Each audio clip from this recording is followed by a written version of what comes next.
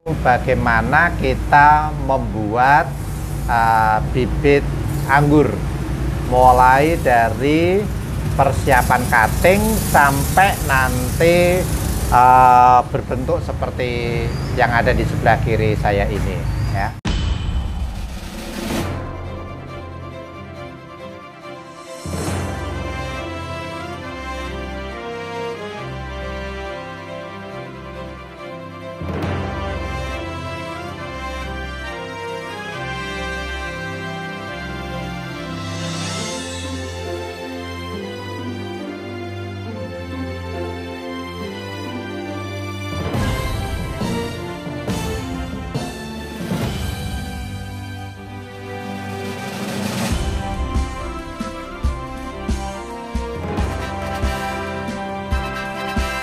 Salam nandur seneng, dedikasi buat pecinta tabulan pot anggur pemula. Oke rekan-rekan, hari ini saya ingin membagikan sebuah pengalaman, yaitu bagaimana kita membuat bibit anggur, mulai dari persiapan cutting sampai nanti berbentuk seperti yang ada di sebelah kiri saya ini, ya. Tetapi sebelumnya izinkan saya untuk membagikan pesan nandur seneng, ya. Pesan nandur seneng hari ini adalah, jika awal kehidupan sudah kita lewati, maka sesungguhnya akhir kehidupanlah yang sedang kita hadapi. Di awal kehidupan kita tidak bisa menentukan manusia seperti apa diri kita, tetapi kita bisa menentukan manusia seperti apa diri kita di akhir kehidupan. Oleh sebab itu, jangan biarkan satu hari lewat untuk kita tidak menjadi lebih baik. Oke, ya rekan-rekan, proses untuk membuat bibit anggur ini akan saya bagikan secara bertahap supaya tidak terlalu panjang. Nah, hari ini saya ingin membagikan tahap yang pertama, yaitu persiapan cutting. Oke, ya. Coba bisa lebih dekat. Nah, di depan saya ini sudah ada beberapa cutting, ya. Oke. Ada cutting. Cutting yang masih segar, ya. Sini dulu. Cutting masih segar. Nah, pemilihan cutting, ya rekan-rekan, ya. Karena ini untuk pemula, jadi lebih baik pemilihan cutting itu minimal sebesar jempol tangan, minimal, ya. Kalau ini lebih dari jempol tangan, tapi minimal jempol tangan lah. Nah, setelah kita mendapatkan cutting yang masih segar ini, gitu ya, beda dengan perlakuan yang sudah kalus, ya. Tapi ini adalah cutting yang masih masih segar, ya. Setelah nyampe, langkah yang pertama adalah kita harus mencucinya terlebih dahulu. Nah, cuci aja, bisa pakai sikat.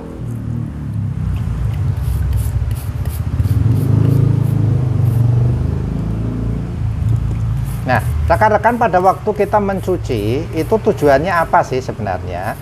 Tujuan pertama adalah untuk membersihkan cutting ini dari hama penyakit, ya. Mungkin ada khususnya kutu perisai. Jadi kutu perisai itu seringkali berada di sela-sela, ya, sela-sela kulit yang lama. Lalu yang kedua juga untuk membersihkan dari kulit yang sudah tua. Jadi disikat aja, ya, seperti ini semuanya sampai bersih. Seperti ini, bersih.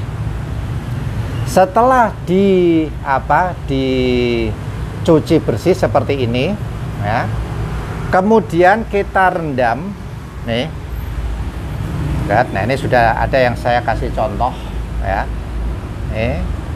Ini direndam dengan kalau saya seringkali menggunakan vitamin B1, yang untuk tanaman. Jadi vitamin B1 untuk tanaman, rendamannya tidak usah terlalu tinggi. Jadi yang penting dia menutupi mata tunas yang paling bawah ya. Jadi seginilah misalnya mata tunasnya di sini ya. Jadi sekitar ya 5 cm ya, 5 cm ini seperti ini. Nah, kalau tidak ada vitamin B1 bisa pakai apa, Pak? Ya, kalau tidak ada vitamin B1 bisa memakai bawang merah.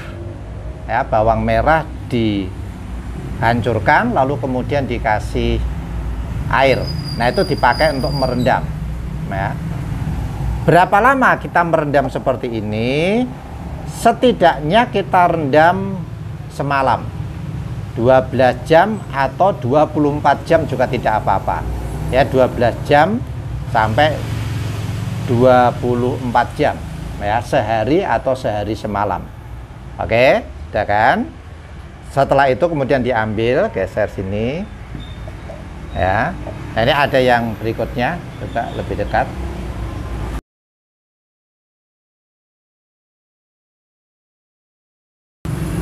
Nah, ini rendam yang kedua. Jadi rendam pertama tadi sini dengan vitamin, lalu kemudian tiriskan, tunggu sampai sampai agak kering, ya, sampai agak kering. Tapi keringnya kering kering angin, jadi bukan kering dijemur atau kering dilap, jangan. Jadi biarkan kering angin, ditaruh di tempat yang teduh. Setelah kering angin, kemudian direndam yang kedua. Nah, rendaman yang kedua ini lihat warnanya berbeda. Ini adalah rendaman fungisida. Ya. Rendaman fungisida tujuannya adalah kalau ada jamur-jamur yang masih nempel gitu ya, jamur-jamur yang masih nempel, setidaknya dia akan mati ya, atau mengantisipasi nanti kalau ada jamur yang baru gitu kan, karena lembab kan, jadi jamur bisa nempel. Jadi direndam seperti ini. Berapa lama ngerendamnya?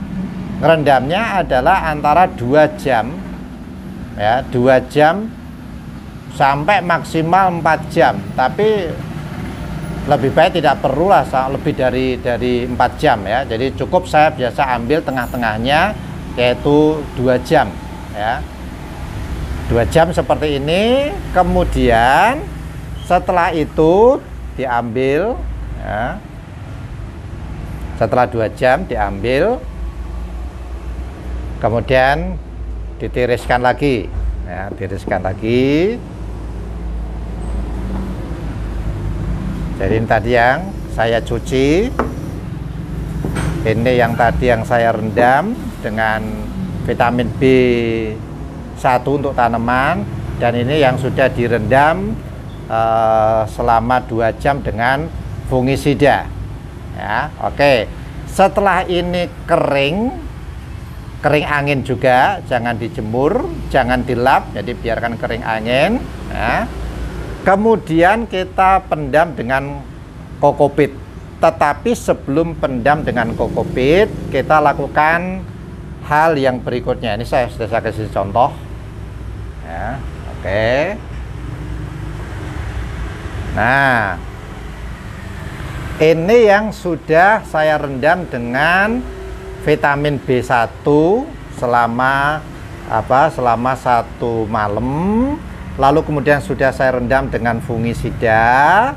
Sebelum kita pendam dengan kokopit, kita akan sayat ya, sayat 4 bagian ya.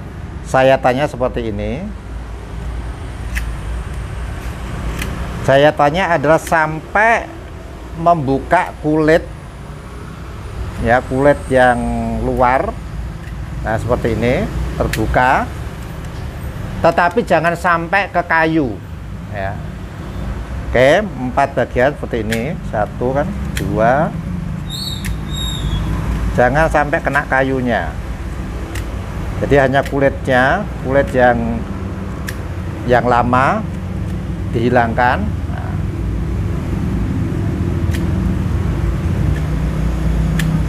Ini 4 bagian.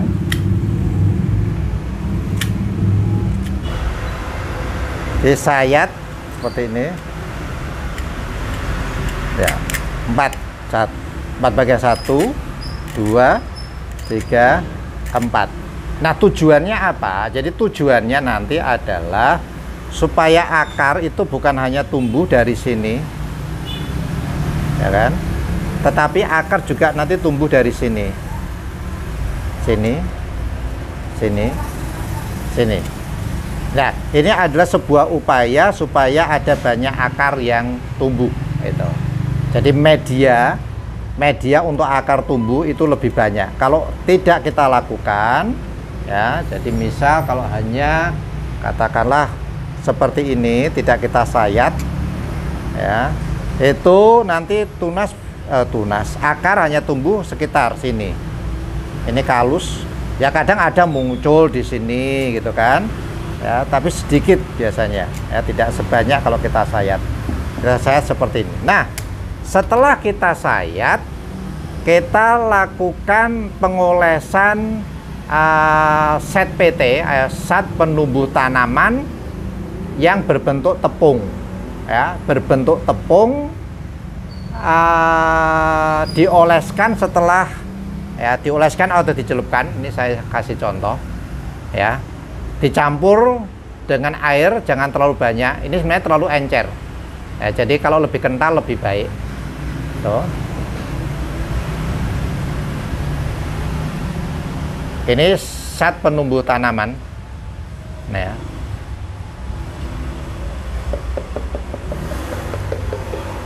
Kemudian tiriskan sampai dia kering. Nah, ini sudah kering. Ini sudah kering.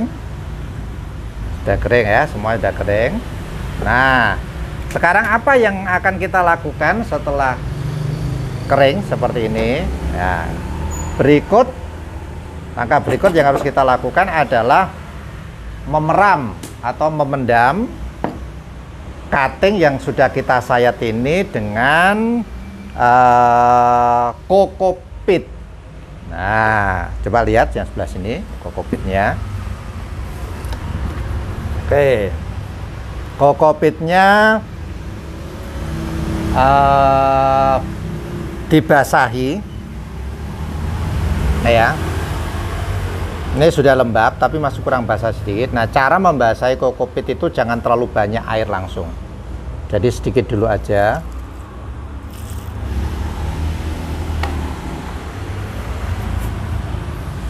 Oke, nah kemudian kita peras. Kita peras sampai air tidak keluar, ya.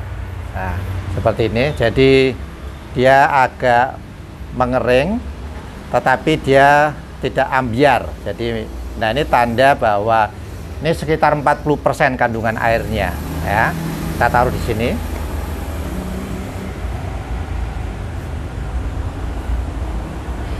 Oke.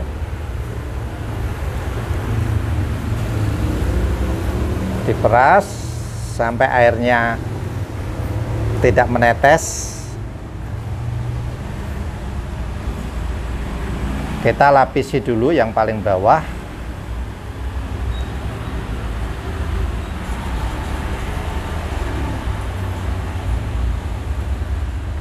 Ini kemudian kita tata saja. Nih.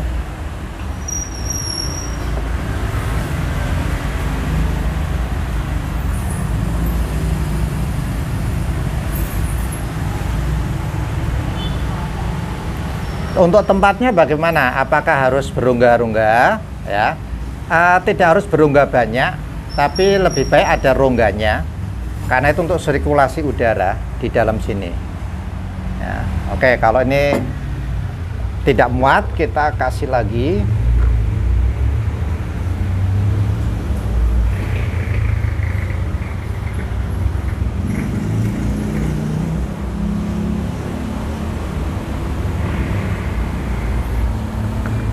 Ya, kokopit diperas sampai airnya tidak keluar lagi.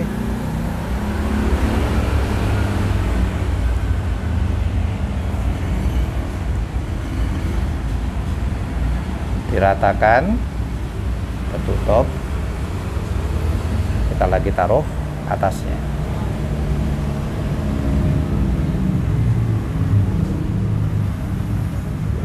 Lalu kemudian ditutup.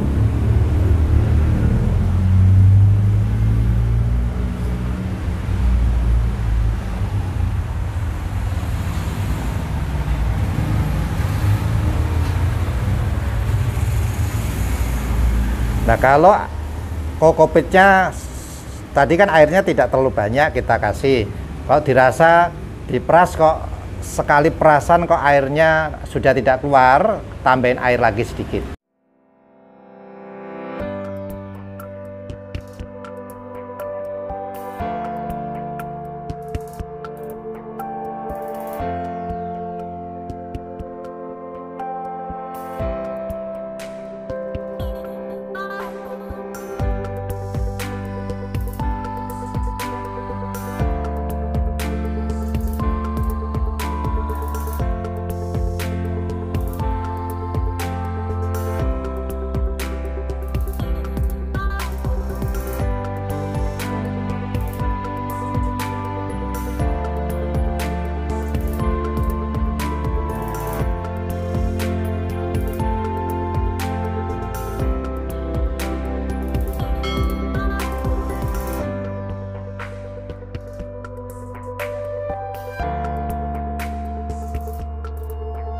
Ini rekan-rekan, jadi tujuan kita memeram atau memendam cutting dengan kokopit adalah yang pertama itu untuk membuat cutting ini menjadi kalus. Kalus itu satu keadaan yang akan siap untuk keluar akar, itu yang pertama. Yang kedua, meningkatkan jumlah kambium. Nah, sehingga ketika jumlah kambium itu banyak, itu akan waktu grafting itu nanti akan mudah, sehingga pada waktu di grafting dengan entres itu entres langsung lengket dengan cuttingnya karena kambiumnya cukup banyak ya. Ini adalah tahap pertama yang saya bagikan, yaitu persiapan cuttingnya. Berikutnya kita akan saya akan bagikan untuk bagaimana kita cara graftingnya. Baik, ini rekan-rekan yang bisa saya bagikan. Tetap semangat, salam sehat, salam sukses, salam mandur seneng, karena hati yang gembira adalah obat yang manjur.